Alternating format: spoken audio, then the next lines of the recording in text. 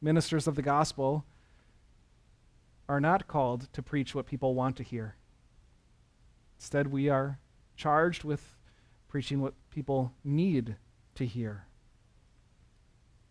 But you keep your head in all situations. Endure hardship, do the work of an evangelist, discharge all the duties of your ministry. I love how he stresses doing the work of an evangelist. Evangelist means somebody who's bringing good news, meaning that in spite of all the persecution and the danger and the opposition from all different directions, it's not all gloom and doom. That it's not a message of judgment, it's a message of forgiveness and grace.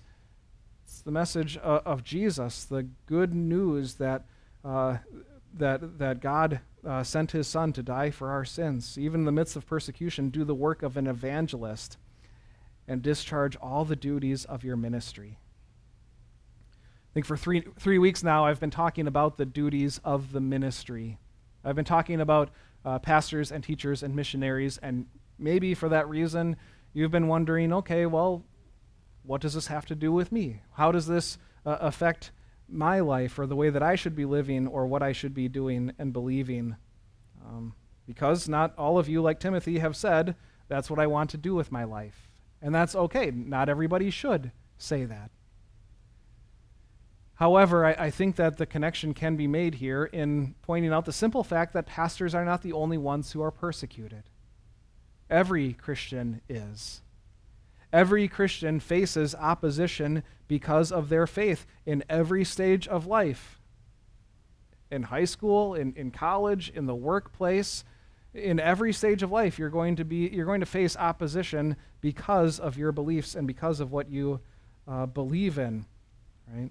We all have a responsibility and a privilege to be a witness of Christ in our daily lives, even if it isn't what we do in the full-time public ministry. That means that you're going to face persecution. And that can be difficult because we all want to fit in, don't we? We all want to be liked. We want to honor what Jesus tells us while also being liked by those around us, but that isn't always going to be possible, is it? Christian conviction often clashes with culture. And I don't know what that looks like for you. Maybe it means that a dating prospect isn't going to be interested anymore after they find out that you're trying to save it for marriage.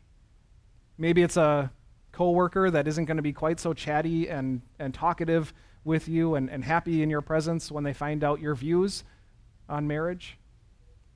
I don't know exactly what it looks like, but we are all going to be facing some degree of discomfort and opposition because of our faith.